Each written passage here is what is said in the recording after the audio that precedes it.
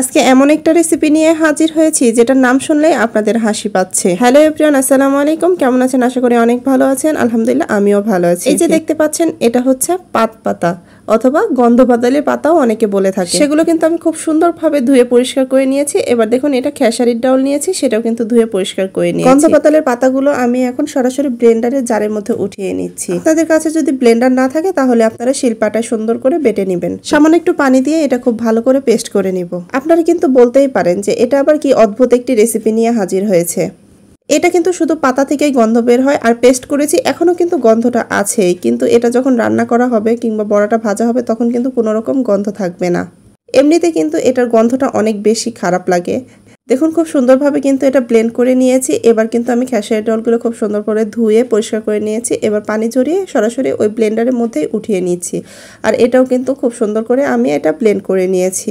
এবার সরাসরি ওই একই পাত্রের মধ্যে দিয়ে দিব। আশা করি ভিডিওটি না টেনে সম্পূর্ণ দেখবেন। ভিডিওটি ভালো লাগলে অবশ্যই লাইক, কমেন্ট, শেয়ার ও সাবস্ক্রাইব করে আমাদের সাথেই থাকবেন। ফেসবুক থেকে দেখলে ফলো করতে ভুলবেন না। পাতা আর ডাউল বাটা কিন্তু আমি একই পাত্রে নিয়ে নিয়েছি। এবার দেখুন দিয়ে দিচ্ছি অনেকগুলো পেঁয়াজ কুচি, আর দিয়ে দিব কাঁচামরিচ কুচি। ঝালটা যেরকম পছন্দ করেন সেই অনুযায়ী দিয়ে দিবেন। দিয়ে দিচ্ছি এখানে রসুন বাটা আর সামান্য একটু জিরা বাটা।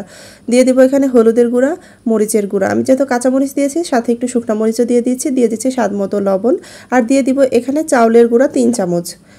আর দিয়ে দিব সামান্য একটু কাঁচা জিরা। আর এই কাঁচা জিরাটা অবশ্যই দিবেন, কারণ ভাজার পরে আপনার মুখে যখন কামড় লাগবে তখন খেতে খুবই ভালো লাগবে।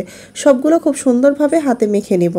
পেঁয়াজ মরিচটা একটু হাতে কষলিয়ে নিব, তারপর কিন্তু সবগুলো খুব সুন্দরভাবে মেখে নিব। এই পাত পাতায় কিন্তু অনেক রকমের ঔষধি গুণাগুণ আছে। আপনারা যদি আগে কখনো খেয়ে থাকেন তাহলে কিন্তু কমেন্ট করে জানাবেন, আর যদি কখনো খেয়ে না থাকেন তাহলে একবার হলেও কিন্তু এটা ট্রাই করে দেখতে পারেন। আমি যেখানে থাকি সেখানে এই পাতাটা কিন্তু অনেক আছে, কিন্তু আগে কখনো আমি এটা জানতাম না যে এটাই সেই পাতা। ছোটবেলায় খেয়েছি, মা তৈরি করেছে, কিন্তু পাতাটা কিরকম হয় সেটা ভুলে গিয়েছি। আমার বড় আপা আমার বাসায় এসেছিল, আর সে কিন্তু নিচে হাঁটতে বের হয়েছিল, তখনই বলেছে যে এটাই কিন্তু সেই পাতা।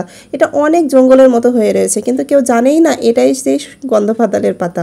যদি জানতো যে এটাই গন্ধপাতালের পাতা তাহলে কিন্তু এটা আর থাকতো না, কারণ অনেকেই খেয়েছে কিন্তু পাতা চেনে না। অনেকটা আমারই মতো হয়েছে। তবে আজ যেহেতু চিনেছি তাই ভাবলাম যে আপনাদের সাথে একটু শেয়ার করি। এত ভালো একটা খাবার আপনাদের মাঝে শেয়ার না করলে কি হয়। ডুবো তেলে দেখুন আমি বড়াগুলো ভেজে নিচ্ছি, আর এই বড়াগুলো কিন্তু ভাজলে একদমই কালো হয়ে যায়। কিভাবে বুঝবেন যে আপনার বড়াটা হয়েছে? ওই যে সাদা সাদা পেঁয়াজগুলো দেখা যাচ্ছে না, সেটাই বাদামি কালার হয়ে গেলে বুঝতে পারবেন যে আপনার এই বড়াগুলো কিন্তু পারফেক্টলি হয়ে গেছে। এবার কিন্তু দেখুন আমি তেল থেকে উঠিয়ে নিচ্ছি। বিশ্বাস করেন আমার হাজব্যান্ড, আমার বাচ্চা খুবই পছন্দ করেছে, আমিও কিন্তু খেয়েছি, খুবই ভালো লেগেছে। আর ভাজার পরে কিন্তু কোনো রকম গন্ধ নাই। আপনারা কিন্তু এটা ভাত দিয়েও খেতে পারেন। এইভাবে কিন্তু আমি সবগুলো ভেজে নিয়েছি। আপনাদের দেখিয়ে দিচ্ছি যে এটার রংটা কতটা কালো। আমি এর ভিতরটাও দেখিয়ে দিচ্ছি যে কতটা সুন্দর হয়েছে। আপনারা কিন্তু একবার হলেও এটা ট্রাই করবেন আর খেয়ে বলবেন যে কেমন হয়েছে। ভিডিওটি ভালো লাগলে অবশ্যই লাইক, কমেন্ট, শেয়ার করবেন। আজকের মতো এখানেই বিদায় নিচ্ছি। সবাই ভালো থাকবেন। আল্লাহ হাফেজ।